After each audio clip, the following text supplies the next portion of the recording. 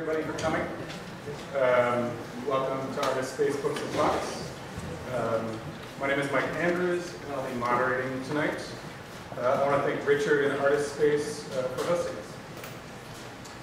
So by way of an introduction, I'll explain how this panel came about. Like a lot of you here, I'm a great admirer of Chris's work. When Chris published a new essay entitled Lost Properties as part of the semiotext installation at the Whitney Biennial earlier this year, I read it right away. Much to my surprise, in Lost Properties, Chris wrote about an activist group that I'm heavily involved in. An activist group called Strike Debt that emerged from Occupy Wall Street and that works to organize against the debt system. In particular, Chris examined one of Strike Debt's central projects, the Rolling Jubilee, which buys up distressed debt for pennies on the dollar and then abolishes the debt instead of collecting on it. In the essay, Chris focused on the fact that many of the organizers behind the Rolling Jubilee are artists by training. One of the people she interviewed was Thomas Gokey, an artist, a longtime Strike Debt member, and one of the masterminds behind the Rolling Jubilee. That's my language, not Thomas's. I don't think he would ever accept that description, but I think it's apt. Chris noted that while Thomas and the other artists involved in the Rolling Jubilee use many of their creative skills in the project, they don't seem to care about garnering any art world cred. Here's a quote from the essay. The Rolling Jubilee goes straight to the conceptual heart of semio-capital in ways that material-based, old-fashioned political art can only contemplate. Instead of producing objects that fetishize past revolutions, projects like the Rolling Jubilee abstract the concept of debt with wit and elegance, and, in the same gesture, attack and ameliorate it. Fast forward to this summer. I'm in a van with Thomas and other members of Strike Debt, driving to Montreal to do a presentation at a student organizing conference. I tell Thomas that I really enjoyed Chris's essay, and I casually mentioned that it would be fun to get the two of them in a room together in front of an audience to talk about the ideas in Lost Properties. After the road trip, Thomas sends an email copying Chris, an email to me copying Chris. You two should really meet, he writes. So I email Chris to ask if she'd like to participate in the panel discussion about Lost Properties and the Rolling Jubilee. She's enthusiastic about the idea, and after a few months of emailing and planning, here we are. When I tried to come up with other potential panelists besides Chris and Thomas, I could think of nobody more appropriate than Yates McKee. Yates has written extensively about the role artists played in the Occupy movement and the roles they continue to play in the many groups and projects that emerged out of Occupy. And Yates is also an exceptional organizer himself. So tonight's conversation will begin with Chris talking about how she came to be interested in the Rolling Jubilee in the first place. Then she and Thomas will discuss the Rolling Jubilee together, and more broadly, why certain interventions are described as art rather than activism, and vice versa. Yates will share some of his thoughts on these topics, and then the three panelists will have an open conversation. And we'll conclude with a Q&A with the audience. So let me introduce our panelists. Yates McKee is an historian and critic of contemporary art. He has worked with groups including Occupy Theory, Arts and Labor, Strike Debt, Global Ultra Luxury Faction, and Flood Wall Street. With Amin Hussein and Natasha Dillon, he is co-editor of the magazine Title, and his own work has appeared in October, The Nation, Grey Room, and Waging Nonviolence. His book, Art After Occupy, which gave our panel its title, is forthcoming from Verso in 2015. Thomas Gokey is a visual artist, educator, and organizer with Strike Debt. He is currently a PhD candidate at the European Graduate School and received an MFA from the School of the Art Institute of Chicago. His work has been exhibited internationally. Recent projects include Library Farm, a collective farm on public land in upstate New York, and Gutenberg, a pirate printing press. I hope I pronounced that right. And finally, Chris Kraus is the author of 4 novels, most recently Summer of Hate, and 2 books of art and cultural criticism. She co-organized the Artist Space exhibition Radical Localism, Art, Media, and Culture from Pueblo Nuevo's Mexicali Rose with Artist Space and Marco Vera. Her 3rd novel, Torpor, will be released in Semiotext Critical Edition in 2015, and she's currently working on a biography of the American writer Kathy Acker. Chris, I'll turn it over to you. Hey, should I use the mic or not? Yeah. Okay. Hi. Sorry. I first met Thomas Gokey, I think in 2011. We were both at EGS, European Graduate School, in the summer in South Space, Switzerland, and we were doing a writing class. And Thomas was writing and talking about the project that he was working on then with his partner, Meg Backus. They were living in Syracuse at the time, and Meg had started a project called Library Farm that Thomas was active in. And he wrote this amazing essay as part of our work at EGS about what the work was like there. I was really struck by it, and I kind of kept it in my computer and thought about it and remembered it for a long time and thought, well, Thomas and I are going to be in touch in the future. We've got to do something together one way or another. I'm sure this will happen. And we got back in touch. Well, actually, I guess I have the dates wrong. I guess it was 2010 when we were at EGS, because we got back in touch after Occupy Wall Street, and that was date? Yeah, September 17th, 2011. Right, 2011. Okay. So I think we got back in touch after Thomas had participated in Occupy Wall Street. And out of that came the things that we're going to talk about. I mean, that he's involved in and I'm not. I'm merely interested in. The Great Rolling Jubilee project that came out of Strike Debt. And we talked about that, and that became the basis of the essay that I wrote for the Whitney pamphlets last year. I mean, really, a large part of the work was just a paraphrase of Thomas's idea and Thomas's work, which I've been like really thinking about and drawn to. Now, I guess what I want to do for my little part of this is being kind of the more art world, you know, being involved more in the art world than in activism per se, is to, I don't know, talk about different kinds of political art and why the work of Rolling Jubilee seemed like such an incredibly innovative and brilliant intervention, and why I took it so seriously as an artwork. You know, thinking about different forms of, you know, political art, for lack of a better term, or that is some kind of intervention or resistance or finding some alternative to an insupportable status quo. You look at different kinds of things that can be done within the general kind of umbrella of art or the art world. And one of them, actually, and this is not pertinent exactly to what we're talking about tonight, but one that I've become very interested in lately is the idea of artists who do any kind of physical activity, physical work, you know, that's kind of the opposite of the conceptualism and the disembodiment that we're led to expect. It's funny, Thomas showed up with this red square tonight, and Meg Backus made these red squares. Apparently they are, they're wool, and it's hand-woven and hand-dyed wool.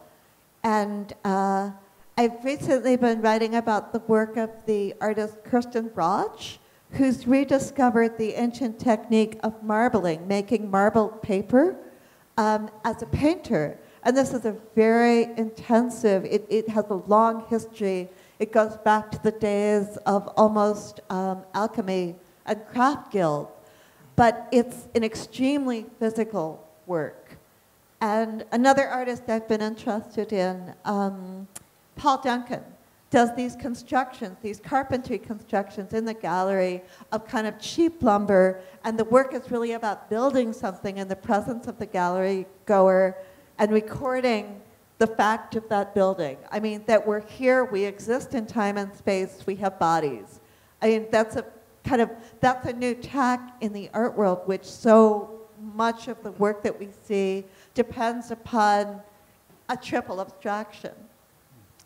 But what impressed me so much about the work of Rolling Jubilee and a couple of other projects is the opposite of that. They dove into the abstraction that we live in, that's been described as, by the philosopher Franco Berardi describes it as the reality of semio-capital, where everything has taken place. I mean, it's all digital. It's all taking place at a third or a fourth remove. So what could be more abstract than money? I mean, if there are any Marxists or post-Marxists in the room, I mean, that's the basic premise of, of Marxist and post-Marxist thought is that money is a complete abstraction. Money is an invention. And, money and debt are practically synonymous. So the idea that that Thomas and his group could take something that is at once as abstract and emotionally volatile and loaded with shame and guilt and life-crippling and life-changing as debt, and do a project that not only speaks to it and reveals its existence and conditions and its emotional effects, but also ameliorates it. That, to me, was the most brilliant conceptual gesture. And, my thought was that, political art that kind of makes old-fashioned objects and displays them and kind of fetishizes situationism in art movements of 50 or 60 years ago, that's so uninteresting to me compared to art movements that are actually interacting with capital in some public and visible way. So that's a little bit what I talk about in this pamphlet, but really all of this is coming from Thomas Gokey's work and his colleagues in Rolling Jubilee. So I think the important thing now is to talk to you, Thomas, about what it is and, yeah. Do you want to use the other mic? Sure. Hello? Yeah, there's a lot that makes me really uncomfortable about having these conversations, and the first thing that makes me uncomfortable is that these projects are really thoroughly collective projects, and so I feel like I'm one person here. Mike and Yates are here, but there's really a lot of people who have been putting a amazing amount of work into this, and so that makes me uncomfortable because we're. So just to say that up front. But it's one of the open-ended questions for me, and it genuinely is an open question that a lot of us have been trained as artists, and I'm not sure what we're doing anymore. Like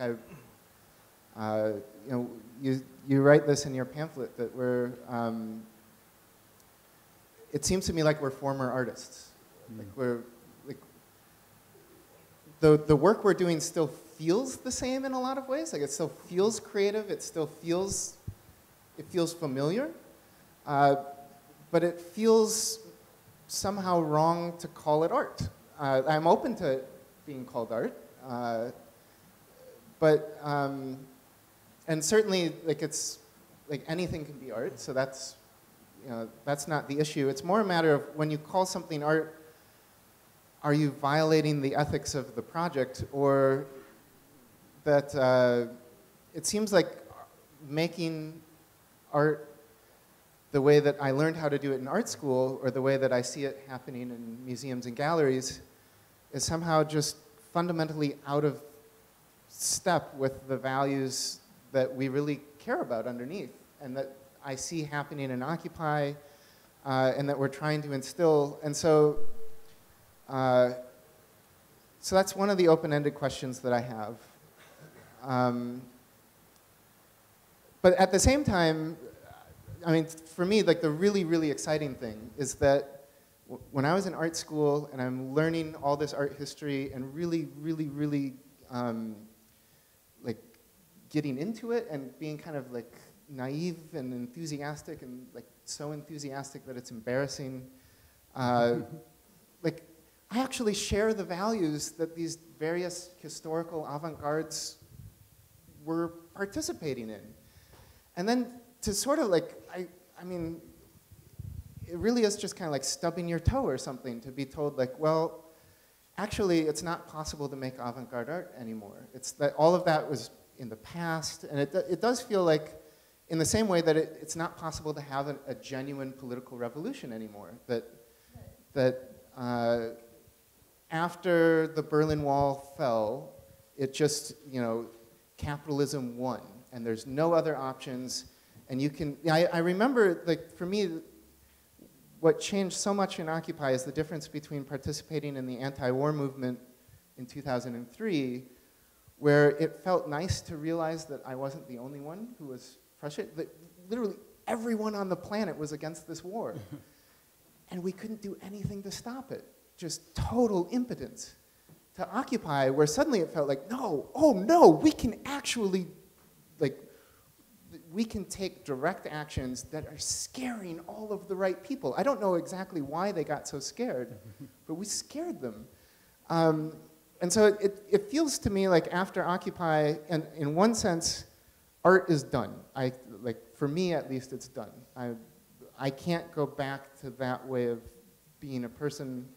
The only language I have is a kind of religious language, like being born again or something. There are two people. There is the person I was before Occupy, and a new person that you can't quite write a linear history between the two anymore.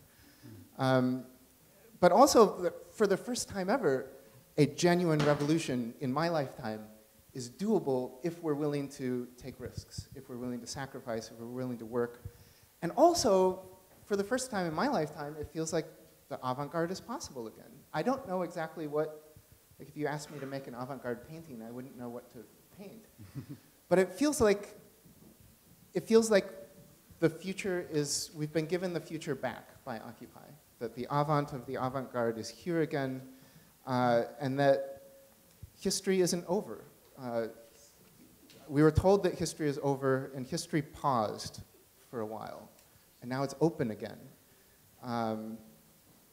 Yeah, there's all kinds of messy, open-ended questions that I have, but I think that's where I'll stop for now. Yeah, and just going back for a minute to Library Firm, because I think maybe not everyone here knows or has heard of what it was. Do you think, could you talk about Library Firm? And on the surface, it seems like a lot of other social practice, the whole fashion towards social practice in the art world in the last few years. It's, on some ways, it seems like a social practice project. But what really made it so singular to me and different from a lot of the social practice work that I've seen is that there's this drive behind it towards something outside itself. It's not just making a garden. Somehow it's a paradigm for the whole idea of taking a group of people and making something happen in real time. It's much bigger than itself. I mean, did you see it that way while you were doing it? Absolutely, yeah. So the Library Farm, this... I'm sorry, can I interrupt? I can't find that PDF. It's right here if you want to just call it up. I think it'll help to show the spatial layout. It's the folder's right there. Sorry, folks. There it is. Yeah, so this is a map of the Library Farm back from 2012.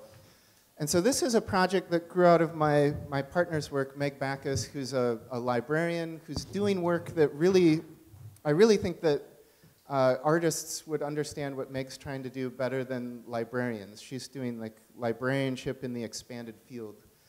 And so one thing that you absolutely have to know about this project is that it happened in Cicero, New York, on a site called the Cicero Commons.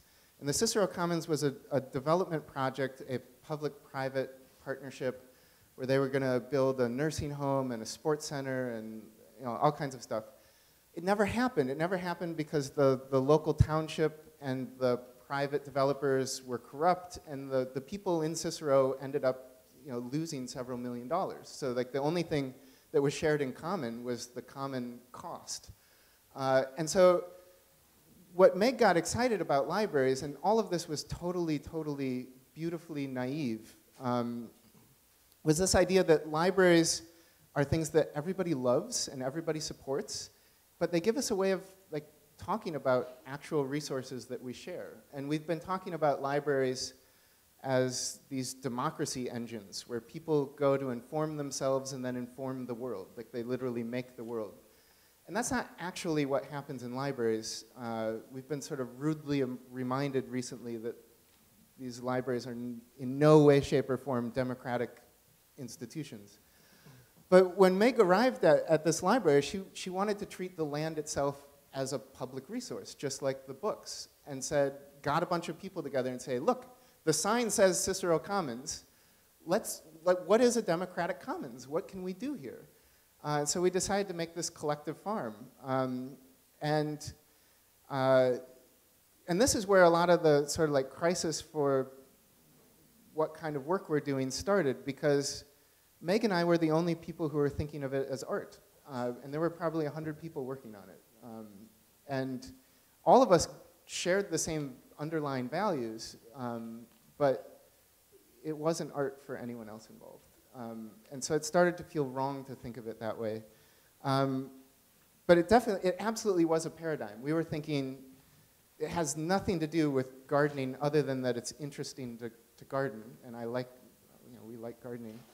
But that we wanted to do this with everything. This was a test kitchen we wanted the library to swallow up the world so that everything started operating as a library. We started thinking, okay, well, how would money work if it worked like a library? And so I wish Meg were here because she would have all kinds of great stuff to say about it.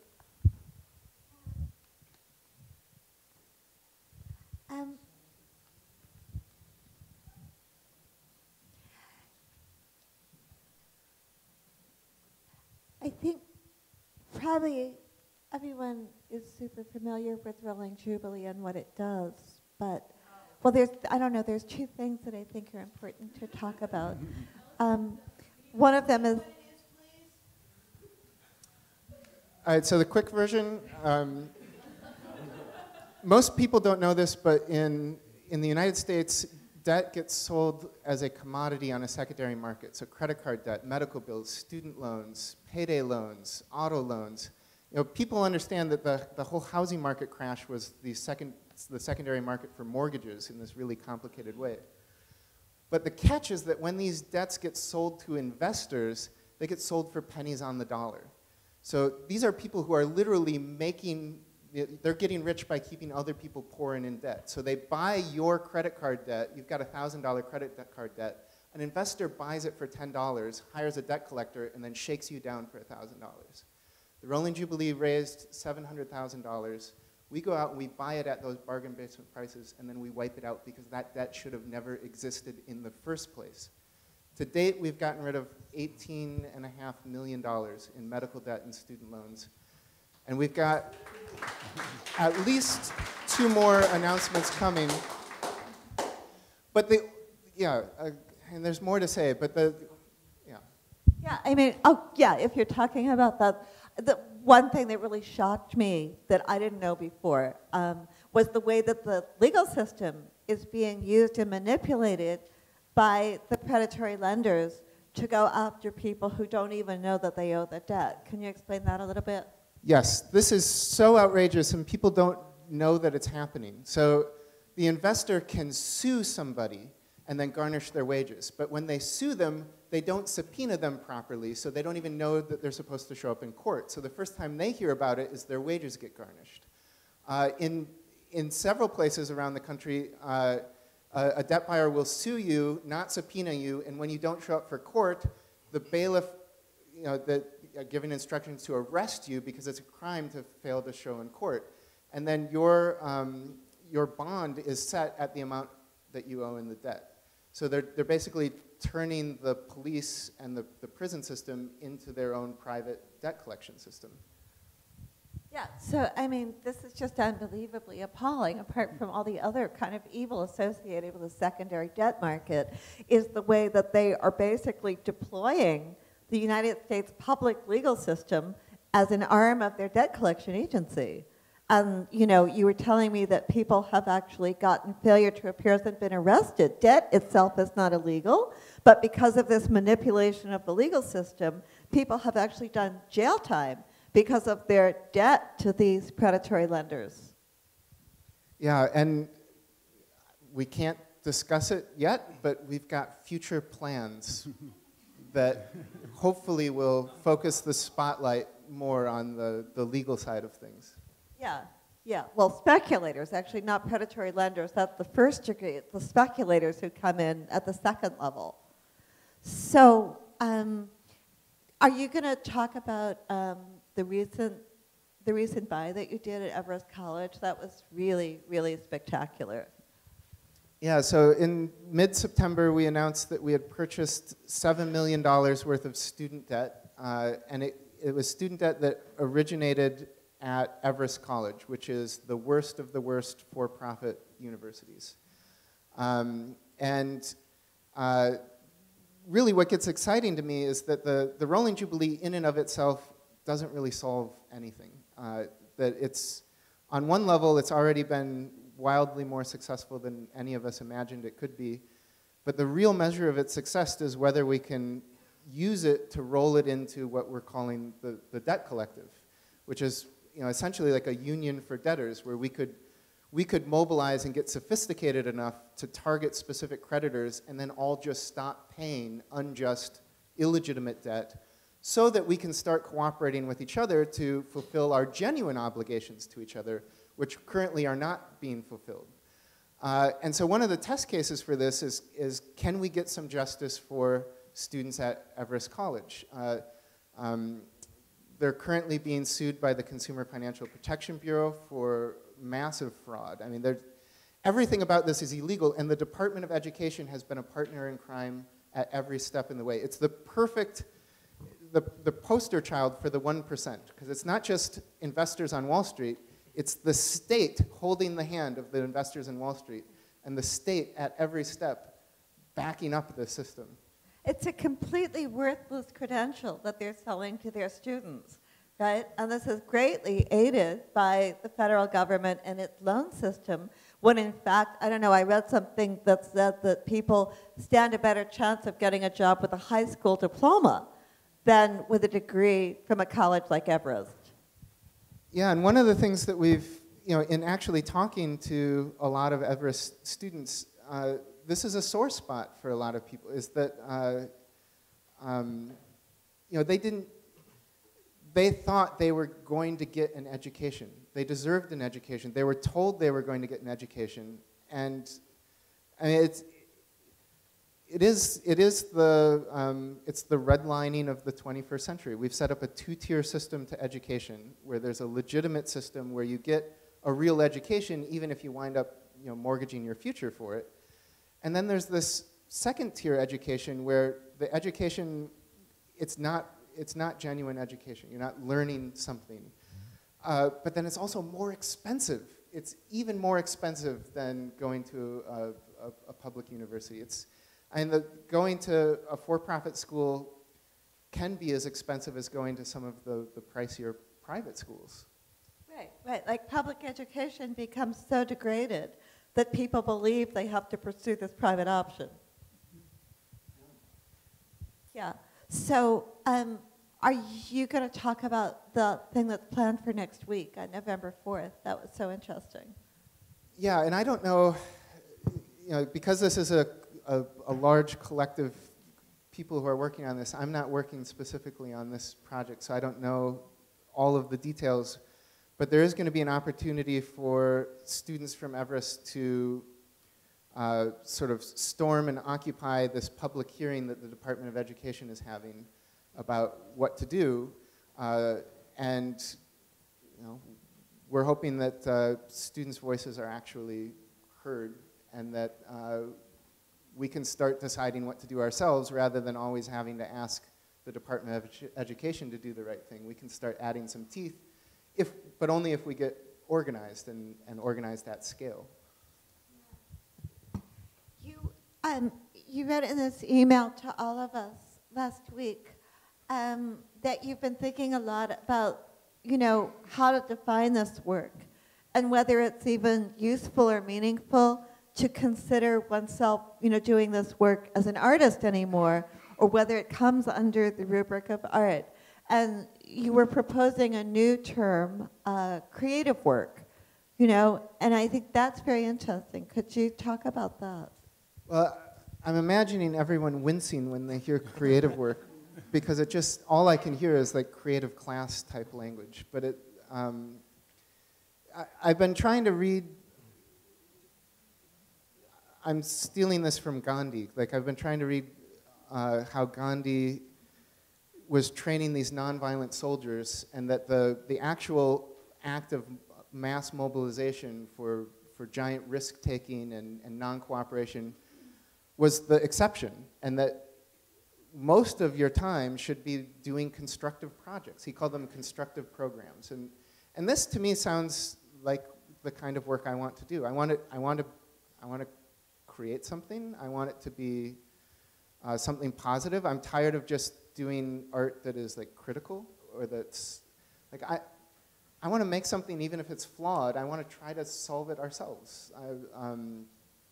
I want to stick my neck out. And it seems like it might not be artwork, but it's still creative work, and I want to work with creative people, whether they think of what they're doing as art or not. Yeah. I'm not saying this very No. articulately, but it's your job to make it better. Yeah, and I mean, it's different. It's different from a more kind of tepid social work idea. I mean, it seems like it's some kind of social work or even social practice idea, but infused with this kind of drive and the spiritual juice that makes it like art. And you know, maybe useful to think that there can be this other kind of mode of working and being that exists alongside of art at the same pitch of intensity, that doesn't have to compete in the same arena or have exactly the same language as art or the same criteria for success. Yeah, is there a way to creatively make something that that is in step with the values that all of us secretly have and aren't allowed to pursue? I mean, I sort of feel like most people want to be better than they're allowed to be. Like, I do stuff that I know is wrong because I have to. Like, if I want to eat, I have to do something that is wrong. And if you gave me a way to eat where I wasn't exploiting someone else to do it, I would take it in a heartbeat. And if I still want to make art. I hope that's okay. I want to be an artist. But if there was a way that I could do it with all of my friends,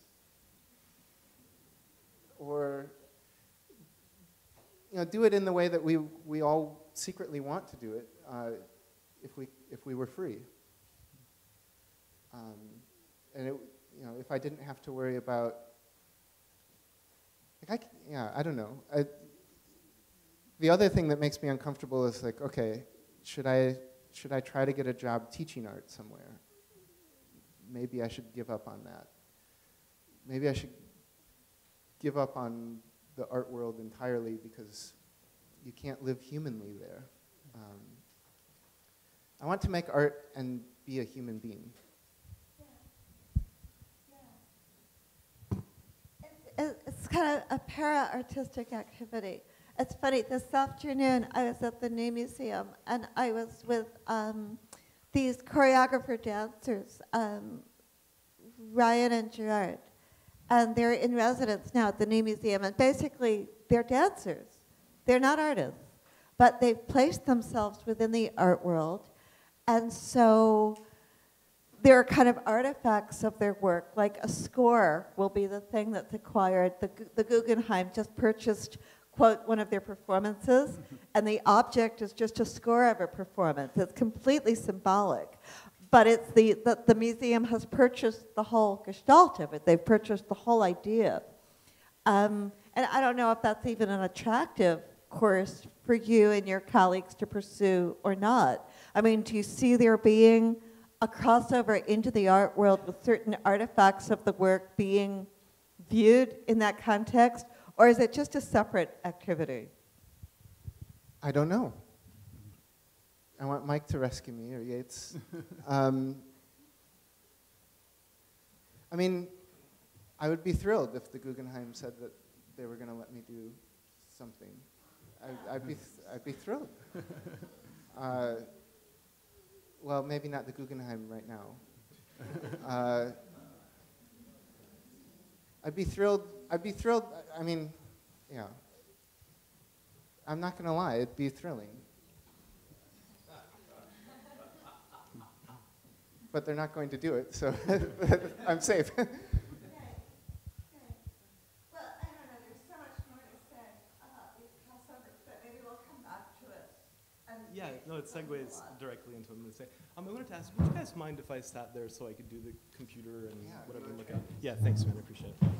So, you heard it here, folks. Fetishization of situationism from Chris Kraus. What a great phrase. So, just give me a moment here. A little bit frazzled and a little spastic because I'm so honored to be on this panel with a legendary writer and a mad scientist. And Yates, do you need the mic? oh, I need the mic, yeah. So I'm a little frazzled, I say, because I'm so honored to be on the panel with a legendary writer and a mad scientist and an undercover tactician. Let's see, excuse me for a second. And so what I'm going to do then is just kind of go through some images to give us a little bit like a visual texture for some of the big questions we've been discussing. And it's related to this question of art after Occupy. And I really like the kind of alteration that was made. Is there a reason this isn't? Should I drag? Oh, here we go. The alteration that's made in the title of this panel, that artists after Occupy. One thing I really enjoy about Chris's work and both her encounter with Tom as well as in her book Where Art Belongs, is this attention to the kind of specificity of people's lives as artists, as workers, as debtors, as human beings, as Tom put it. And so I think I'm going to be framing this in terms of art after Occupy as a kind of macro, conceptual, and historiographic problem, but I want to sort of weave through it and thread through, and it's already started in a beautiful way, the specificity of the lives at stake, because after all, that's what is at stake. Okay, so a couple of things that just came up in the conversation that I want to flag, and then maybe we can return to. Chris's point about materiality and abstraction and work was very interesting, as was the fetishization of situationism critique. Tom's really like amazing historic thing about the end of the avant-garde, but also perhaps the redemption of the avant-garde as well in this para-artistic space. But I want to think about what's the relation between that para-artistic and then the institutions and the resources that we do have at our disposal, including this very space tonight. So thank you to Artist Space for hosting us. This question of creativity, kind of reclaiming that term, the secret desire we have for freedom, and overall this question of living, let's say, of art and life, to use a kind of almost hackneyed phrase that you associate with the ambitions of the avant-garde, but maybe we can start to reinvent a little bit. Okay, so I'm going to go quickly through these images. I'm working on this book called Art After Occupy, and I'm still trying to kind of pull the pieces together. I consider myself not a former artist, but like a recovering art critic, because I also had this kind of life-changing moment in the way that Tom so beautifully described it, and I think probably a lot of folks in here that had that Occupy encounter. It's like you just got in a spaceship and like went to the future, and you come back and you're like an alien from the future, And there's a spiritual piece to that, I think, and I'm really glad Tom brought that up, because after all, rolling Jubilee comes from the Bible.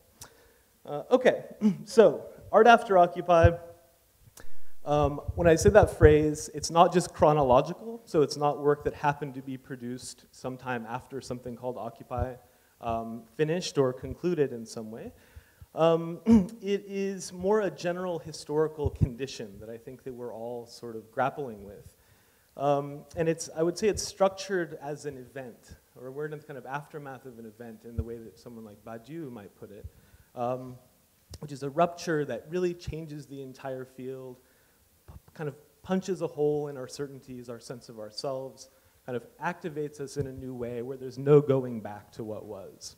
But the event isn't melancholic for what was lost. but it's also not triumphant, like, we did the thing and now we're successful. It leaves you in a space of uncertainty. And it's a space of uncertainty, but also responsibility, because you're activated by this call of this thing that you don't know what it is that quite happened. So I would say we're in this period of aftermath, grappling with this historical condition.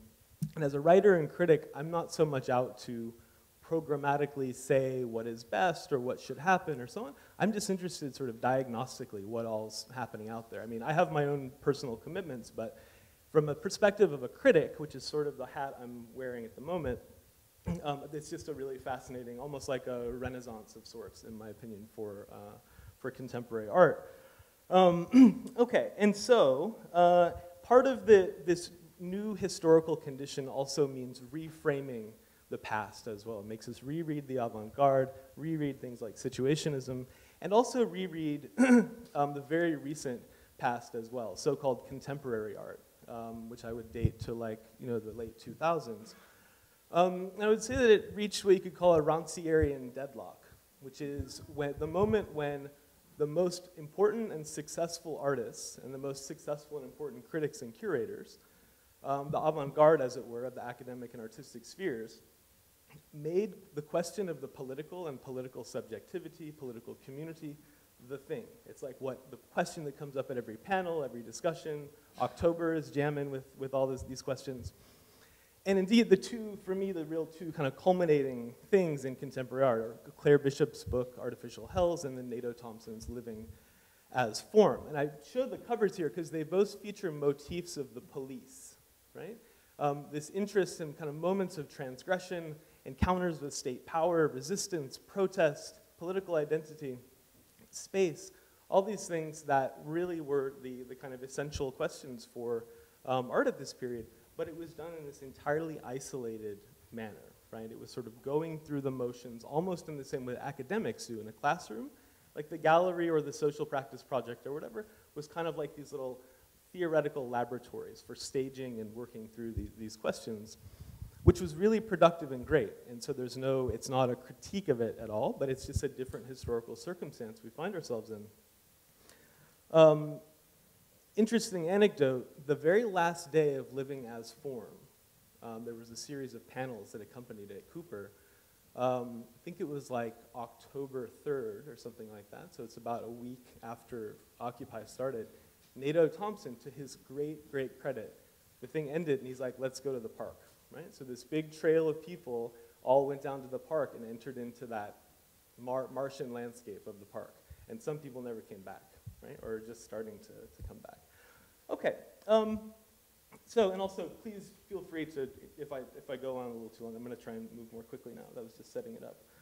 Okay, so the motivation for this project about art after Occupy is both kind of scholarly, because it's interesting to recover things, to record, to preserve, to honor, you could even say, to put them in the relation to other ideas and histories. But it's also strategic, because the motivation that I have is for people to be faithful to the event of Occupy, which doesn't mean fetishize Occupy or celebrate it or love it or anything, but recognize that we're in a new moment, right? It's a moment that's contested and there's no program to solve it, but to pretend like it didn't happen or to absorb it into just the linear history of politics or art or whatever is not an adequate response. And it's important, I think, particularly for people in the arts, because we have a lot of resources at our disposal, and that's something I'm gonna talk about in a second. Okay, so here I'm just gonna go through, these are like the little samplings of ideas that I just want to throw out and see what sticks as it were. You do 10 minutes? Okay. So when I say fidelity to the end, it's kind of nicely articulated here, right? This moment is more precious than you think. And it's not precious like you preserve it as a unique, sort of shining, beautiful thing. The preciousness is exactly that it was a rupture. And to try and heal or resolve or repress that rupture, that's not respecting its preciousness, you could say. And then here, this is a nice kind of anonymous piece of détournement, you could say. You'll probably recognize what the icon is there, and then it's reinscribed with 1% and attached to somebody's backpack during the May Day protests in 2012. Okay. All right, so we've said what the field was like prior. Just mentioned that, the Rancierian deadlock. So this interest in the subtlety of politics and aesthetics, all super important, but ultimately kind of an alibi too. Like, oh, we like art that has the political dimension, but we don't want it to be propaganda, we don't want it to be dogmatic, we don't want it to be naive or humanistic, or think that there's some possibility of community. Art should be the place that's constantly undermining all those principles. Thing is, that already happens in real life, though. Why does art have to be the place that thinks it's doing this thing that's at the essence of reality, right? Shouldn't art maybe have this more constructive and positive and, I dare say, humanistic dimension? Okay, so one question that emerges, as I say, art and life, and how do we live, right? And I saw that kind of spirit, I think, in a lot of what I've read of Chris's work. And by life, it doesn't just mean the stuff that's outside of the gallery or the museum, right? Because that's kind of one cliched version is, oh, we're stuck in the isolated white cube. We want to get into reality, real life. That's not what I mean by life. By life, I mean in the biopolitical sense of life. In other words, the material conditions of how we subsist as beings in relation to one another, collectively, and also as individuals. But also affectively too, right? Affectively, culturally, all the things that make it possible for us to live. And that's a question that was really staged in the park. An important thing in the history of Occupy, I think, is to disarticulate the park from any liberal idea about the public sphere, right? That yes, of course, the park was a place of protest and public appearance and assembly, and that's crucial, but it was also a space of communization, which is to say an experiment with the possibility of deprivatizing life, of collectivizing resources and sustaining it outside of the wage and debt system. So here we have, so it's sometimes, oh, that's just a silly prefigurative little ornament, these little things in the park, but actually, in my opinion, these are the essence of the thing. The composting area, right, the kitchen. And then indeed the People's Library, which is like everybody's favorite thing ever, right? That was the first kind of piece of architecture I think I remember coming up along with the kitchen. And so here you have the art and culture bin, and if you look closely, you can see issue 130 of October. It was donated to the library, and that's the one that's all about the contemporary as our conundrum of contemporary art. Okay, all right. So now this is going to be kind of non-linear. I'm just going to throw out some stuff I've been thinking about. So one thing is, from a kind of arty perspective, is the stylistic proliferation that you saw in Occupy, in the park, definitely, but also in the, like, let's say, expanded history of Occupy that continues to this day, although we don't necessarily need to use that word because it has a lot of baggage. But here I'm talking about through 2012, which involved May Day, the formation of Strike Debt, Occupy Sandy, the Rolling Jubilee, and others. I think all of that kind of counts as part of the bracketed history of Occupy, even though they survived. So artistically, just kind of in terms of the visual culture, there's so much beautiful, amazing stuff. And actually, beauty is this word that I totally return to during Occupy.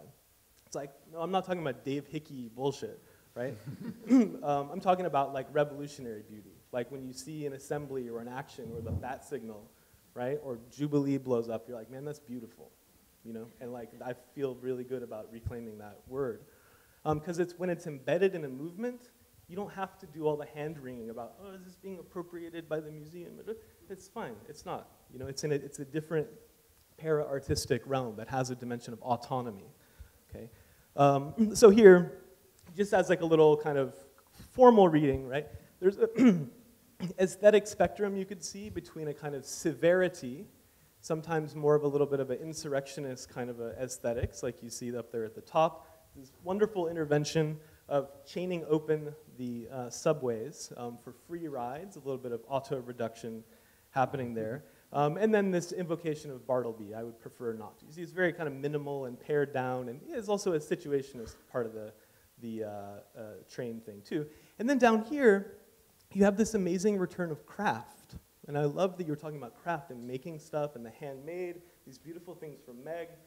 It goes back to William Morris, right? It is this idea of craft not as a reactionary escape, but actually as some kind of prefiguring of unalienated labor in some form or another. So here you have Rachel Chagris's and the People's Puppets. This straight up made a maypole, like an old school maypole appeared in the middle of Union Square during May Day. Or then down here, Molly Crabapple using these very traditional kinds of figurative illustration stuff. Like that kind of stuff, like before Occupy, I'd be like, man, that's retrograde. Like, I'm not interested in figurative art, whatever.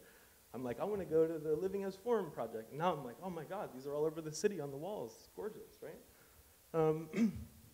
Okay, so another term to bring in here, artist as organizer. That's, for those of you in the arts, you'll hear an echo of the artist as author as producer from Walter Benjamin. Text gets dusted off every time there's kind of activist-y stuff happening.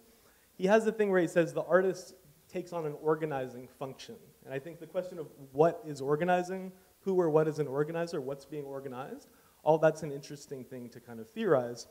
But the point is that artists in Occupy and Beyond are not just there decorating stuff and then the movement's over here and they come along and supplement it. Artists have been essential to the entire design and structuring and staging of the movement. And conversely, the organizer folks with that kind of background who come in themselves become artists of a sort, right? They in turn begin to think in, as it were, creative terms about how do you have an action logic?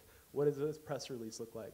What does a meme look like that you're going to use, right? Even down, what does a ritual look like that constructs a sense of community for an action, for instance? Okay, so that's a term I want to just throw out there, right, just to flag it, artist as organizer. And then there's Rachel Chagris setting an agenda for a gigantic meeting of something called Sporatorium, which is like a clearinghouse for arts in advance of the People's Climate March. And there's Tom on the cover of the New York Times. And people wearing their red square when RJ blew up. Okay, the next question is why art, right? That's interesting that there's a kind of anxiety around, should we use the art word? Is that debilitating or whatever? I actually think it's very productive and has a lot of potential because as David Josselet puts it in his recent book, After Art, art is a currency. And by that, he means both currency, like in the bad, nefarious sense of like speculative investments and Damien Hirst and all that garbage. But on the other hand, art as a word still has all this sort of values attached to it of creativity, innovation, freedom, beauty, cultural innovation, and even avant-gardism. People still like that, and the art world still has a lot of that in its more progressive sort of sectors. And so leveraging art as currency, I think, is a good idea, and museums and spaces and resources. And that can be done leveraging them as platforms for kind of negative, spectacular actions, like Gulf doing at the Guggenheim, surrounding their labor practices in Dubai, or finessing relationships in such a way that, for instance, a 200-person assembly can be held in the Brooklyn Museum to plan an anti-capitalist climate march through the kind of critical connections formed between artists and organizers. And here's another example of leveraging some artistic institutions. One would be, and Tom, you didn't mention the telethon, the Rolling Jubilee telethon, the People's Bailout, is what really launched Rolling Jubilee. And it was specifically an artistic thing. It was kind of like a postmodernist carnival telethon thing with a bunch of heavy hitters and celebrities in it. So marshaling those resources and that visibility was essential to kicking it off. And then the picture on the right is actually at Artist Space in 2012, and this was the party we had to send out the first letters to the debtors. That's the Detmas tree you can see there, and then the Christmas package is kind of a avant-garde red cube, right? The red square has its own avant-garde legacy, perhaps. Oh, sorry, that might be a traumatic flashback for some folks in the room. All right. Okay, so that was another way of leveraging the visibility of an institution, let's say. Although I must say it's awfully hard to find pictures of it. It's one little tiny thing, no cops, no media, was the mantra there. Okay. So now we have, those are some kind of models of institutions and organizing and so on. The other big question that comes along with this is the actual economic conditions of living for artists and cultural workers. So the artist as a worker, the artist as a student, the artist as a debtor, the way these all the way that these all intersect. This has been a really key question as well. And here, the organizing isn't so much, oh, go organize some other person. It's organize yourself, right? Organize yourself in your community. So questions of work and debt, the worker as a debtor, right? Wages from the future being extracted by the creditors. And debt really struck a chord. It was crucial in the very beginning of Occupy. You look at the tumblers and stuff, and almost all those testimonies have a debt angle. But it's especially, too, resonant for artists, because artists, really to like make it in your career, you have to go into huge amounts of debt. And this report just came out from BFA, MFA, PhD, it's a really excellent study, saying that the top 7 the most expensive colleges in the country, 7 of the top 10 are art schools. You have like $50,000, $60,000 of art debt, let's say. Okay, now, so that I just want to flag that as kind of a complex of things, debt, work, and art, and what not only critiques of them, new identities forming around them, but also what are the alternative possibilities. Okay, I want to give a tiny little historical note here on the red square that you see us wearing. It comes from the Infinite Strike that was being held in 2012 in Quebec amongst the students resisting tuition hikes. And this was this enormous explosion of anti-capitalist energy in Canada, and it percolated into the United States. And I remember receiving an email from this guy saying, hey, we're going to do an Infinite Strike March in solidarity with Quebec. This is in May 2012. And attached down at the bottom was this little meme, the little red square meme. And I think that may have been the first time it kind of entered into the circuits of US sort of student culture and also Occupy culture. And it was the march was led by a group called Strike Everywhere. Okay, so this term and image and metaphor of strike has always been really key. But what is a strike when you're not talking about a finite workplace and a unified group of workers? What could strike mean more generally? And so, so soon thereafter, the group Strike Debt was founded with members from the Occupy Student Debt Campaign, the group Occupy Theory, and then a lot of poor people in Occupy sort of recognized that this could be a really galvanizing thing that had been there the whole time. So the question was, how do you build up a culture of debt resistance? What are the aesthetics of debt resistance? How does the debtor become a political subject? And there's a whole set of rituals and images and languages that come with it, one of which being the red square, again, which is this translation, this kind of shared image from Quebec. And so two folks from Strike Debt, our friends Amin and Sandy, sat down one day and they had their red squares and they're like, how can we visualize this thing about the striking? And just on a little cocktail napkin, right? So from art historical perspective, I'm like, damn, I wish I had that cocktail napkin. They're like, debt, and then, strike, like put it under erasure, right? That striking through, right? Cancellation. And then we made that into the kind of like official meme logo of Strike Debt. Now at the same time, you're having debt burns as a kind of communal, almost spiritual kind of a ritual, and you can see that occurring up there. And then the Strike Debt emblem got kind of generalized, and as it were, went viral. And so our friends at Not an Alternative made us these big flags that were used in demonstrations and actions. And there's Zizek holding one. And then down here, again, this is leveraging artist space, the generosity and hospitality, to do our Winter's Jubilee, the launching of the letters. And then down here's the whole crew, which Strike Debt folks might find interesting. And okay, and then the red square migrated over to the Free Cooper Union students. Right? Because they're fighting against basically the introduction of a debt system to their education. It had been this one last holdout of the ideal of free education in the arts. So the synergy between Quebec, Strike Debt, and Free Cooper was a really good example of how these struggles sort of interweave. Okay, and there they are occupying the president's office. So the next question becomes, you have debt resistance, you politicize it, you have a newly politicized subjectivity. What new powers of invention and creation are debtors capable of? What new things will be invented? What new infrastructures and institutions?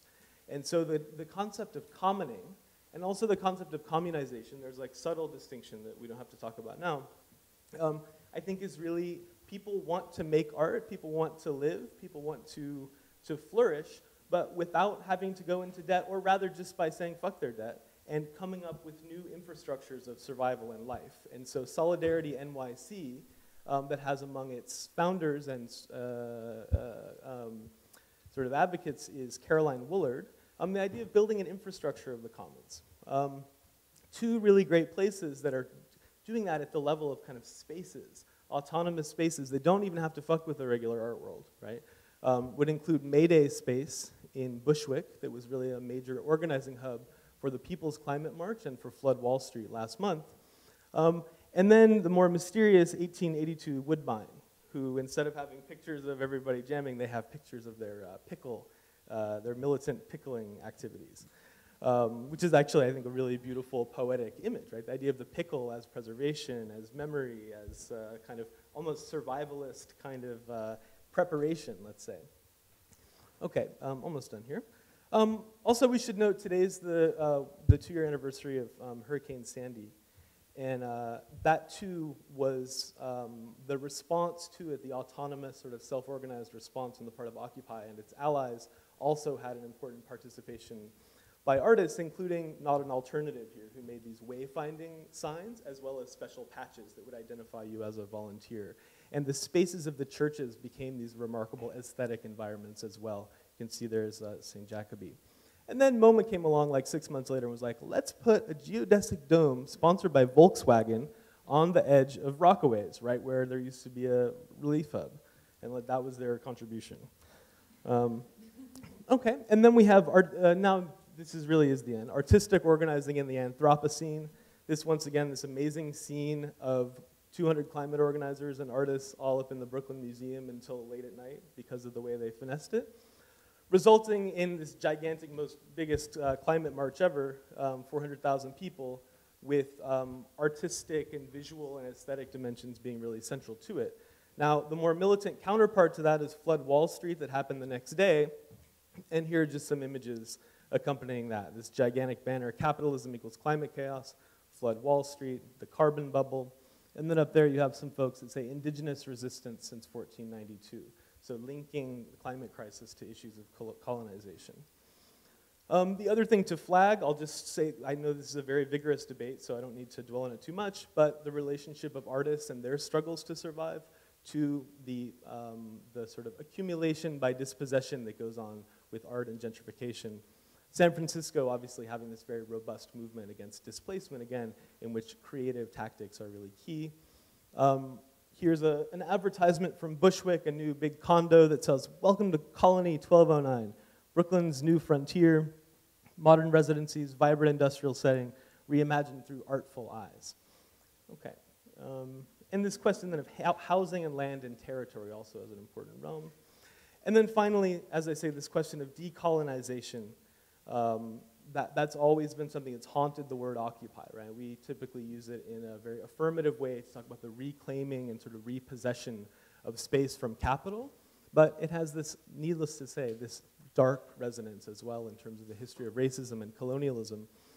And so these events here are not, don't have any intrinsic relationship to Occupy, and we don't want to fetishize Occupy as some sort of nucleus of all things radical, but putting these in the orbit of this after Occupy scenario is important. And this is the banner drop that happened at the St. Louis Symphony last month, the Requiem for Mike Brown, and then the subsequent song.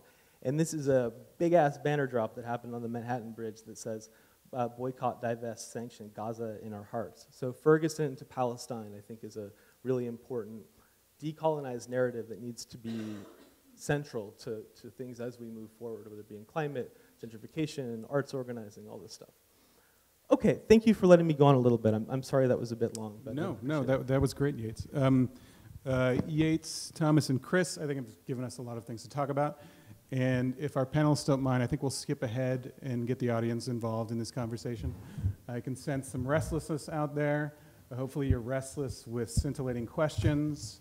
So if you have something to ask our panelists, something to throw out, please raise your hand and we'll bring a mic to you.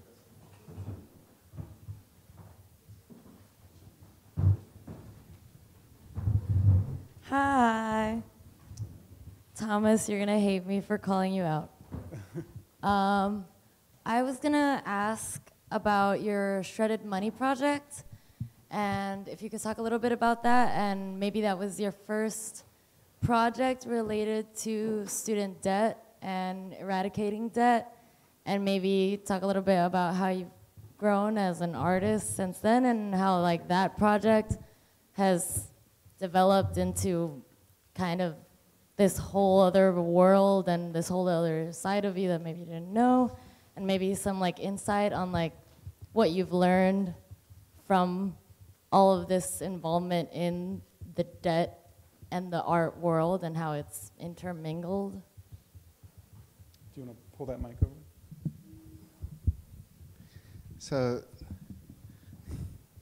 that's one of my former students who I put in debt. I'm sorry. I promise I didn't make any money in the process since I was just an adjunct. But no, I think this, like, nothing radicalized me more than teaching, because I like, stupid, it's hard to care about education and try to teach in our universities, because what I want to do is kidnap all of my students and take them to a coffee shop where we can do this same exact thing without putting them in debt. But that doesn't count because it's not accredited. Like, there's this academic credit side of things that needs to be part of this credit and debt conversation.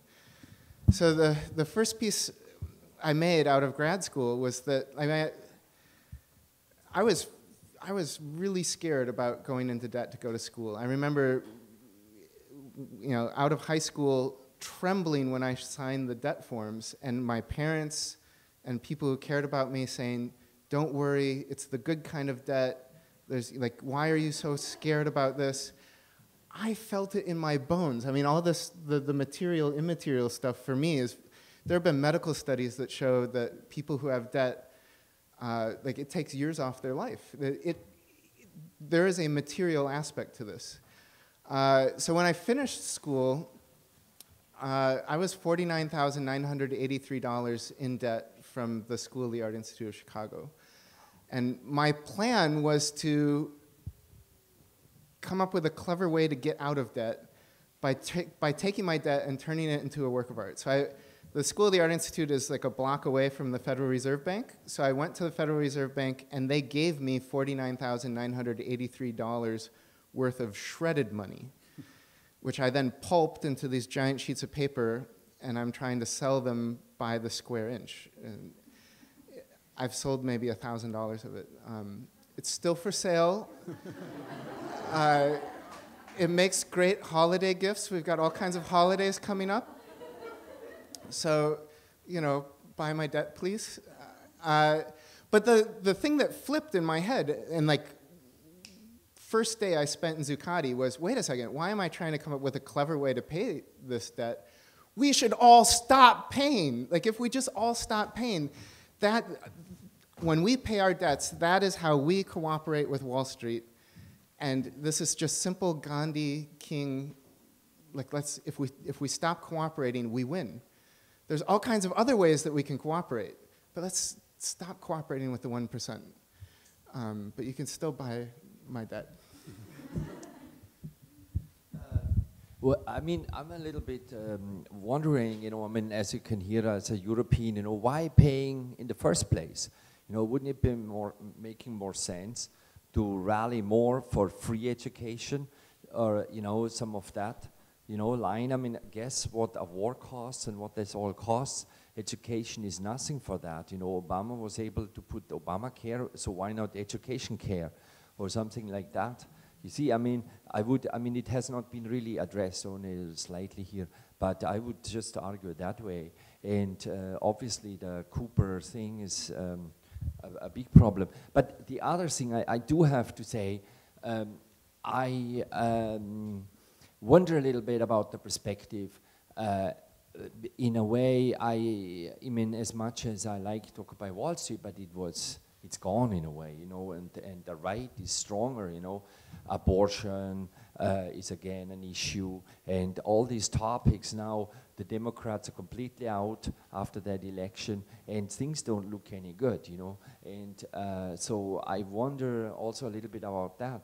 And then also in terms of on a larger scale, what goes on in the Middle East is also an incredible revolution. And since you use the word revolution, those are revolutions. Those are real destructions. They are really not only life-changing for a lot of people there, but they're going to change also life in Europe, and they're changing it here too, because the stuff is basically everywhere, and it might, you know, it might not be, you know, we might see changes. The way we see them already. I mean, I'm going to stop you there. Yeah, There's a lot of material to respond to. Maybe I'll ask Thomas to address this question of free education in the United States, the slogan of how far to free that StrikeDebt has used before, and what are the sort of institutional barriers to free education in the U.S., because it certainly isn't a matter of having not enough money. Right. So if you go to strikedebt.org/howfartofree, it is extremely practical and affordable to make all public education completely free. It would cost roughly the amount of money that the federal government is spending to fight the war on drugs, and every public 2- and 4-year school in the United States could be completely free to attend. So I think, you know, just if people just knew that, I think the political landscape would shift, because everybody accepts it. They just accept that this is how it has to be. It doesn't have to be this way, and it's from a nuts and bolts perspective, it's easy to make the numbers add up. The difficult thing is that it's not just enough to have a free education. We need a genuinely liberating education. Making it free is a necessary but not a sufficient requirement. You could have free schools and they would still just be job training centers with ivy growing on them. Education should be more than just, you know, training for a job for the 1%. Yeah, and I think just to build on that, I think the concept of dual power is really relevant there, because it means fighting for really specific reforms and policies, coalitions, alliances, etc. And indeed even having this bigger sort of vision of free education, but also, and here's the dual part, actually building the counter institutions as you go. And so Free University in New York City is a very important sort of legacy of Occupy here. People like Caroline Woolard and the group that I mentioned, they're talking a lot about that. 16 Beaver is a kind of para-academic educational space. So not that these are solutions, but they are building something that actually is free and is common, even as you need to do the other kind of work simultaneously. Who else has a question?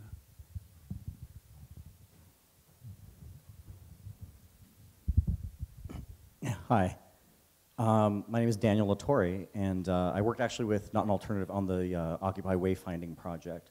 And one of the things that came to, through that process was none of us, or a lot of us, didn't identify as artists. We come from urban planning or other types of organizing. And so in terms of artists after Occupy,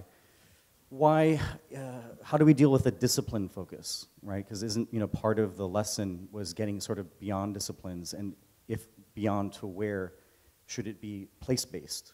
So much of the sort of civic infrastructure that we're talking about is very neighborhood-based, very place-based. Any of you can field that if you have any thoughts on that? Yates? I'll be brief so we can get to another question.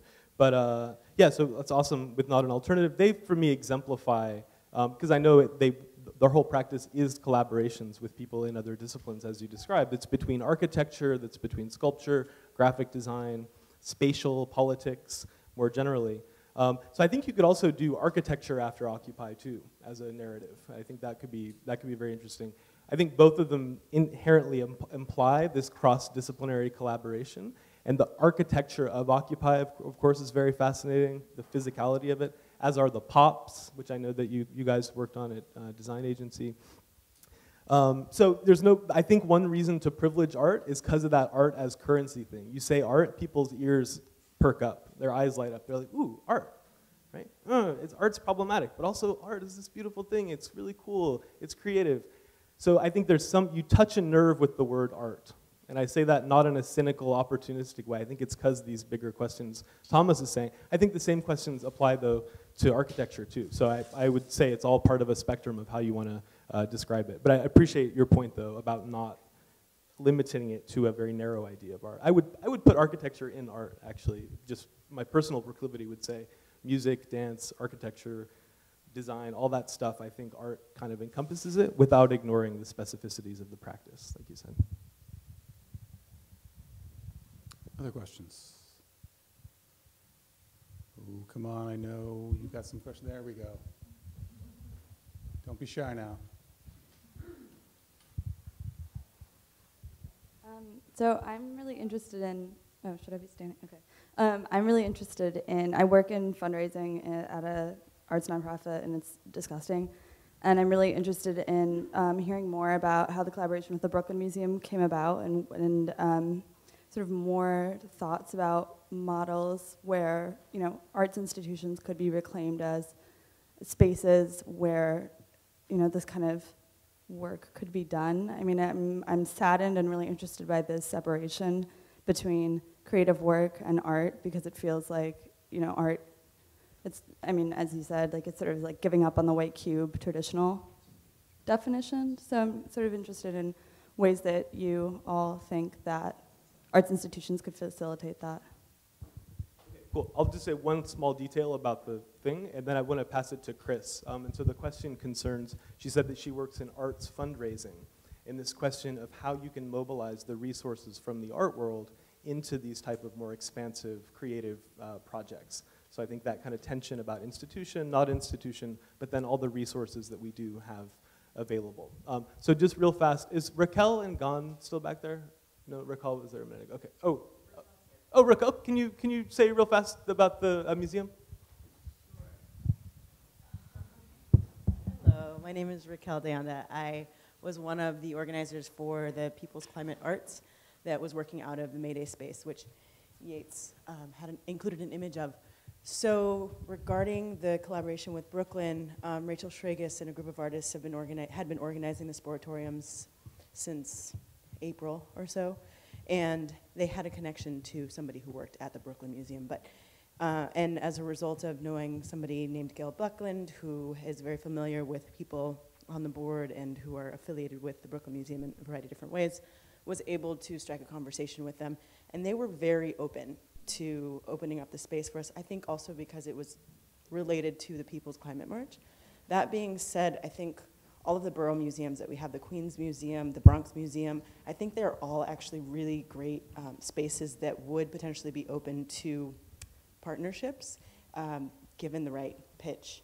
But yeah, I think it's a totally valid question, and I'm not quite sure what the best way of moving of creating those spaces are, but I would say that it's possible.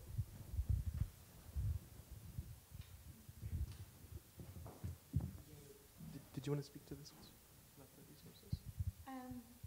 Or I think also kind of money stuff. Yeah, I think the question, I'm sorry, I'm hearing impaired, so I'm having to have this kind of relayed. I understand the question is how to mobilize the resources of the art world for this kind of work. Is that the question? Yes. Is that correct? Yes. God, I have no idea. I have no idea. I mean, that's kind of, I mean, there's so many parts of the art world. Some of them may be more easily tapped into than others. And whether it's even desirable to have this kind of work that closely associated with the art world, I'm not sure. I mean, maybe it's better to kind of ask this as a question to Thomas. Do you see pieces of your work migrating into the art world? Does that seem like a desirable destination for you?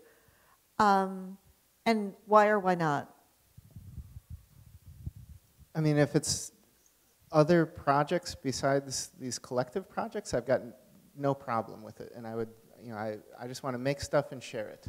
And every opportunity I get to do that, I would love to do that.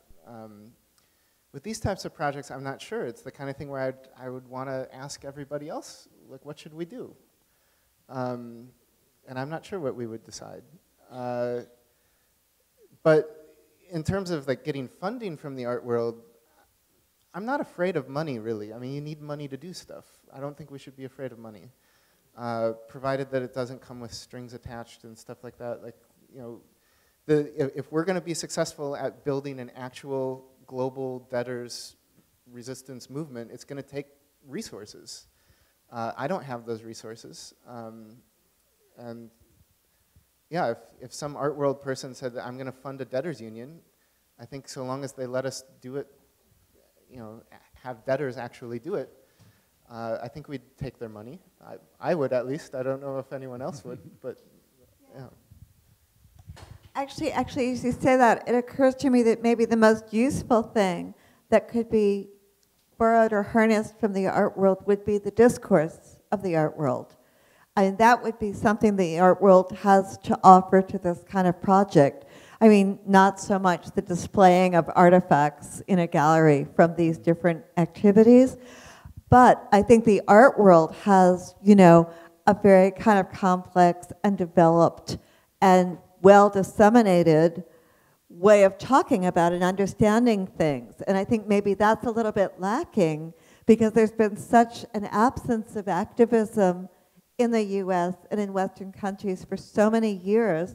There's not as developed a discourse around it. People don't know how to talk about it and where to talk about it outside of, you know, little kind of human interest blips in mainstream media like USA Today, or very kind of specialized kind of, you know, speaking, you know, preaching to the choir, left-wing kind of things. The art world has a much better means of conversation, I think, and that could be borrowed.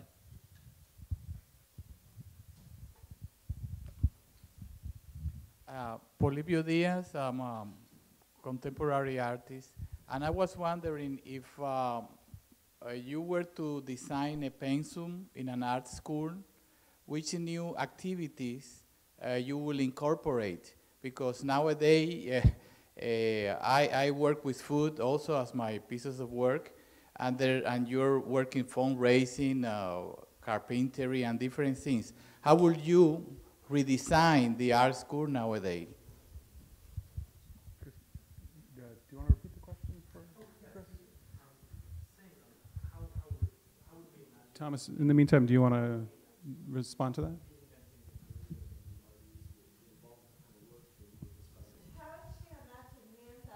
The curriculum of a new kind of art school that would involve that, like the questions of work and agriculture and food that you and Thomas. Yeah, that's such an interesting question. That's such an interesting question. But of course, I mean, art school is like a big part of the problem. I mean, art school is where people are getting this enormous debt that they can never translate into, you know, a career that will pay back the debt. But there are many, many different groups of people who've been, you know, working with that and starting alternatives, independent schools, alternatives to credentialed programs. So like in LA, we have the Mountain School. Are you familiar with that? Yeah. The Mountain School is, I mean, it's been going for several years. It was started by one guy, Piero, and then taken up by other people. And it's a very credible program. People come from all over the world to participate in it. It started in a bar that was owned by Jorge Pardo and Veronica Gonzalez in Chinatown.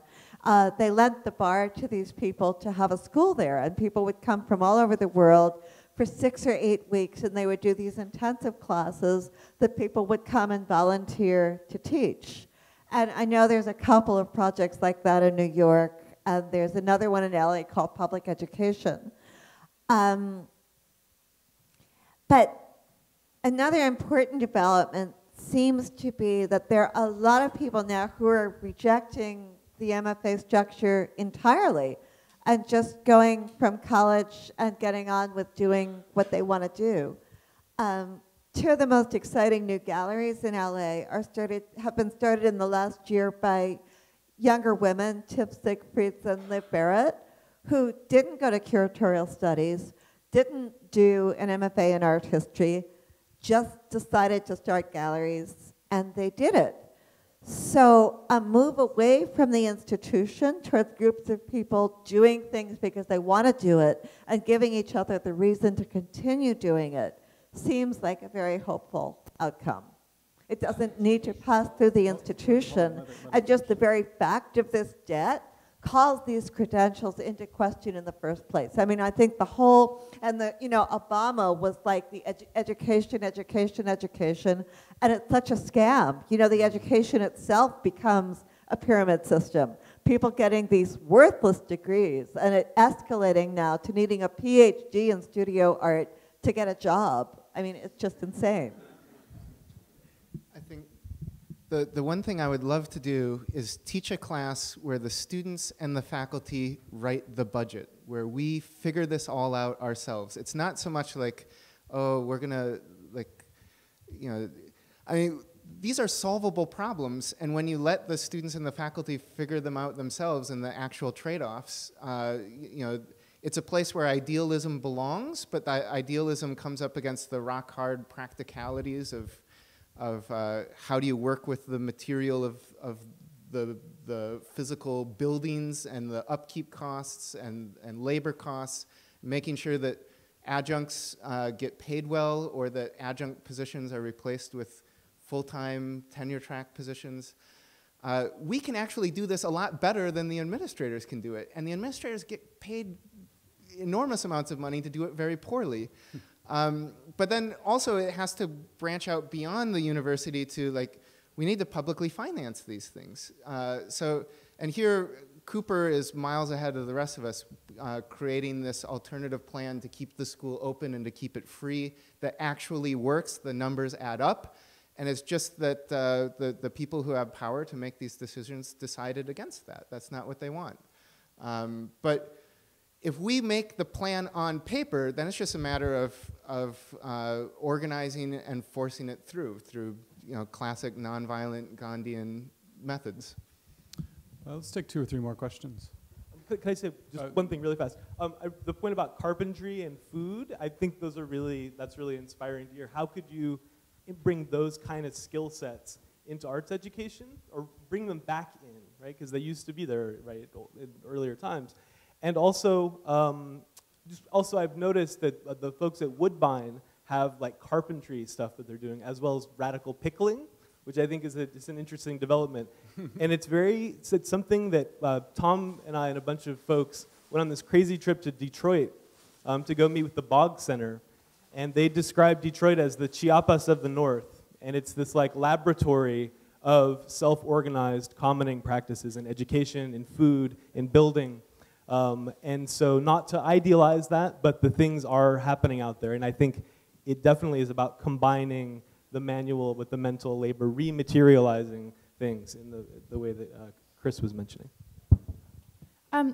Just talking about the inflated cost of education and also discourse that Chris brought up earlier.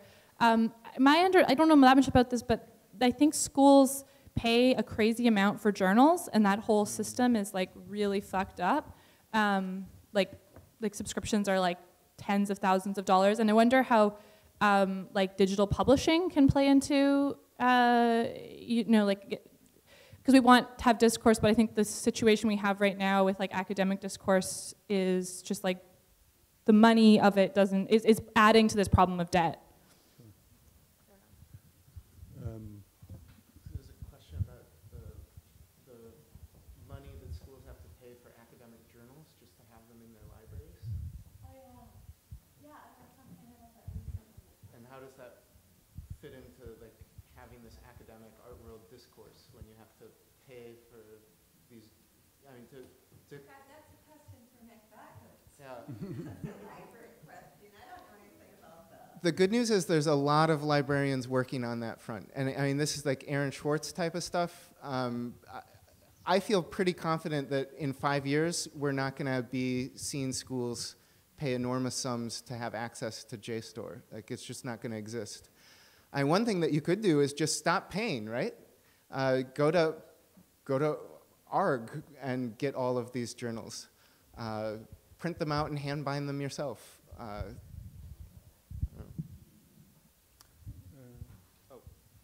Hey. Do you mind standing up so the panelists can see you? Oh, hey, Steve. Hey, Mike. Yeah, so it was like, God, I think it was like last year. It was something actually that Thomas wrote.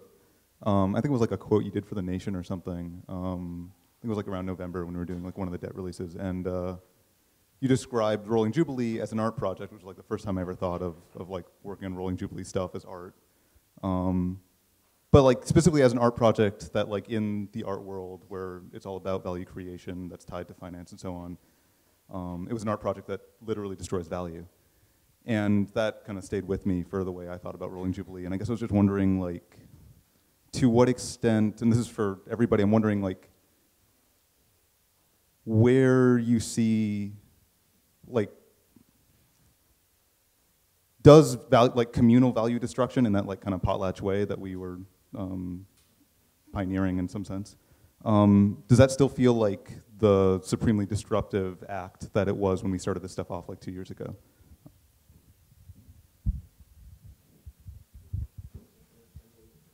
Sure. What was the...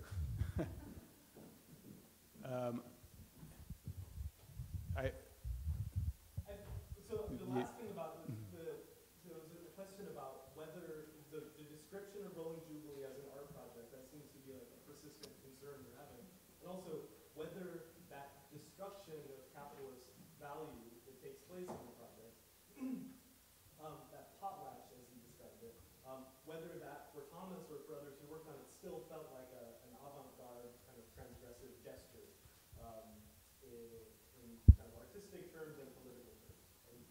Is that kind of what you're talking?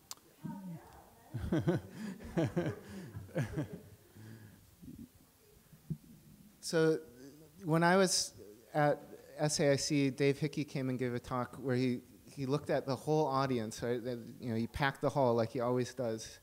And he said, you're all a bunch of suckers. You're going $100,000 in debt for a fucking piece of paper. If you pay $100,000 for a fucking piece of paper, it had damn well better be a de Kooning. And I thought, oh, my diploma is worth a de Kooning. Suddenly it had more value. But it did seem like this is the question, right? Is how do we determine what's valuable and you know, how valuable people are in this? And maybe destroying some value every now and then when people get it wrong is part of the response. You know, we value the wrong things in this society. Maybe it's time to just start, okay, maybe it's time to just start burning down mansions or taking the bricks that the mansions are made out of and building something else with it after throwing a few. Yates, do you have some thoughts on this?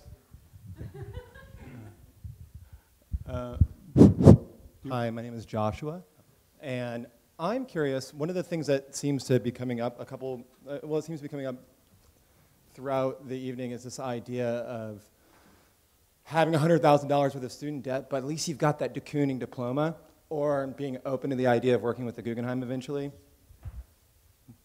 Couldn't you like pick one of those institutions?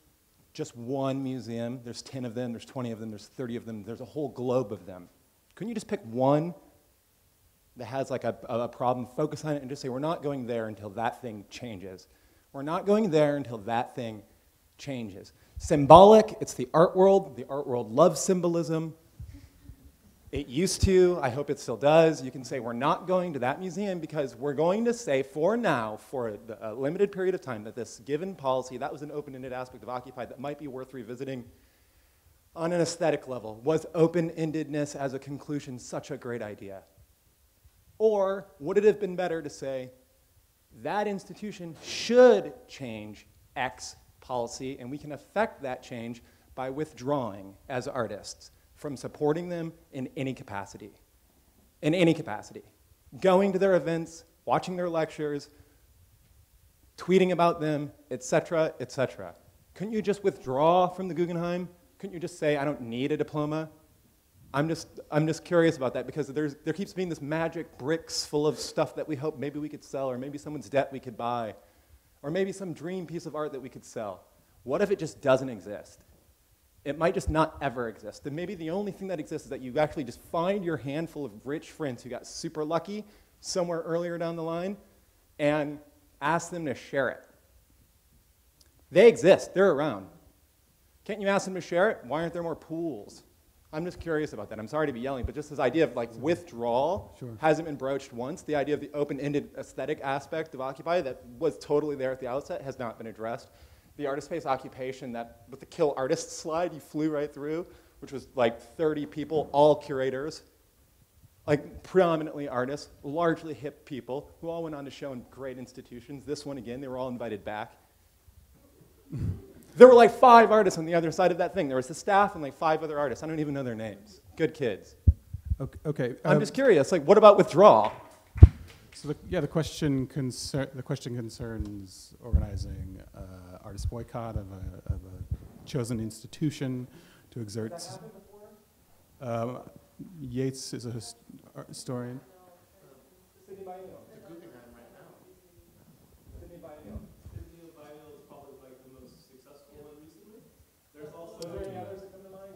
There's also, I mean, you know, there's something called BDS Arts that's calling for the major institutions to join the boycott movement against Israeli apartheid, and a boycott, divestment, and sanctions movement. On the model of artistic withdrawal in the anti-apartheid movement in the 1980s, there's also the ongoing campaign against the Guggenheim surrounding the labor practices that go into, and the indebtedness of the workers who are building this magnificent temple to culture in Dubai. And instead of withdrawing from the museum, my friend Noah Fisher from Gulf likes to say he just goes and makes his own exhibition in Guggenheim. Does banner drops, drops stuff down from the thing, we project the illuminator on the thing, right? So there's a possibilities there of going and adding stuff, plussing it up, as it were. And so you can do kind of simultaneously withdrawal and intervention. In terms, I was interested though in your thing about withdrawal and student debt and like what that would look like relative to these institutions. Don't go to school, right? I mean, that's definitely one thing. Yeah, I think people are doing that. I think the idea of withdrawing from the whole game, like Chris was saying, of these toxic debts is like a thing. I think people are really doing that and building the new institutions. It's an exciting possibility, you know? Do you ever feel concerned about being in New York and then off-putting where the revolution will take place? Like it's great in Detroit, like Utopia in Detroit is a thing that people love to talk about. They love talking about it. But when you're in New York, you hear about it an awful lot. I spent a lot of time in Detroit. You didn't hear about it so much then. You mostly heard about escape, get out, into the city, find where you could live a life where you could work at a gallery doing anything, where you could do anything. I'm not trying to like pump up the pro-capital New York City or whatever, but when you're in a capital country, a capitalized country, whole huge area to continually like off-put like where the next best thing will happen. It's talk about Detroit, talk about transportation. Like, are we all supposed to just move to Detroit now because it's dead? Like, so should we kind of focus like how can we fix these massive institutions that again are downtown Detroit? They're on Wall Street, right? Should we stay a little bit? Much more so we should stay on Wall Street. Leaving, breaking up into factions, occupying artist space, occupying the Guggenheim. Okay, I think I'm gonna stop you there. I think it's a lot of material for us to respond to, and maybe we'll ask the panelists to respond. So I believe the only one here who's been to Detroit and observed projects going there is Yates. Oh, Thomas went as well. Okay, maybe you two want to briefly just share what you saw there and what sense of possibility you sensed there in Detroit that you maybe didn't sense here, and then after that we'll wrap up. I'll speak only for myself. You know, I've never lived in New York City. I currently live in Chattanooga, about to move to Alaska. And I would love to live in New York if I could afford it. I would love to not have gone to school if I had a viable alternative to survive with a high school diploma. These are fake choices. I don't want to make a fake choice. The thing about Detroit that a lot of my friends keep saying that I don't necessarily agree with is that we need to find the cracks in capitalism and Detroit has more of these than anywhere else, so we can go and do more things there. And the problem that I personally have with that is that I'm not sure that capitalism is the kind of thing that has cracks, and that it seems more present in Detroit than anywhere else. Like when I think of where can we do some interesting stuff, it seems a lot harder to work in Detroit than it does elsewhere, for me personally. When I talk to the people who are doing the stuff there in Detroit, it sounds really, really hard working with very limited resources when everything, all of the infrastructure that you would turn to support the little thing that you're trying to do isn't there. So you have to, it's hard to do this stuff in Detroit. The people who are doing it deserve a tremendous amount of respect. But it seems to me like capitalism is more present in Detroit than it is necessarily on Wall Street. I mean, and that you need money to do things. And the big problem with trying to do interesting things in Detroit is that capital has withdrawn from Detroit. Capitalism is still there, going strong. Capital itself that you need to do interesting stuff is a scarce supply, and that makes it extremely difficult to do things there. But that's my own take. I know Yates will probably have a different take. No. I think that I appreciate you raising the specter of idealizing Detroit. I think that's an absolutely pervasive phenomenon. It's the perfect picturesque image of the post-industrial sort of wasteland, and it lends itself to white gentrifiers imagining redeeming this kind of shell left over from what's been sort of spit out by capitalism, let's say. So thank you for flagging that, and that's really important. My point was certainly not to say everybody moved to Detroit, but indeed there is a hipster gentrifying phenomena absolutely happening, and it's being underwritten, among other things, by this new development plan that's run by the guy he's the mogul of Quicken Loans. Okay, so it's like a payday loans. That's the capital of payday loans, is Detroit. He's also a massive real estate speculator, and he's buying up he and his sort of comrades, let's say, are buying up huge portions of land in Detroit to speculate on them in the future. It's literally this enclosure of the commons. So land struggles in Detroit are really key. That land has so much more possibility and potentiality for building these kind of autonomous zones of commoning or communization, whatever you want to say. And so this is what the Grace Lee Boggs Center is doing. Okay, this is like a very specific sort of political strategy there that's not just a sort of vague dream of move to Detroit. It's how do you basically capture territory and communize it. And it's obviously a uphill battle, to say the least, given the emergency management regime, given the fact that it's this almost majority black city run by white supremacist institutions. But one hopeful idea is the idea of a land jubilee. Okay? What if you could buy huge amounts of sort of very devalorized land for pennies on the dollar at city auctions, and then put it into a community land trust, and you could liberate entire blocks in that manner and start to build up these new counter institutions. That's the kind of vision, I think, that circulates there. And it's not so much everybody go to Detroit, it's, as you say, what can you learn from Detroit? We wrote a piece in Tidal magazine called Learning from Detroit, kind of like learning from Las Vegas, right? And so it's really what lessons can we bring back? What is this learning process that we have to go through as we confront the crisis and try and build new things? So thank you for flagging it, but I think ultimately you ended on a cynical note rather than a kind of hopeful note. No, it's okay. I just wanted to flag that. I don't want to argue, but I thank you for flagging it. And it's the bigger thing of art and gentrification that's, it's absolutely central to the dynamics in New York right now, in Bushwick in particular, and Sunset Park. And I think it means getting outside one's comfort zone and joining struggles against the 1%, which is the real driver of enclosing all this land and territory. I think we're going to conclude there. Thank you to the audience for staying until the end. Thank you to the panelists.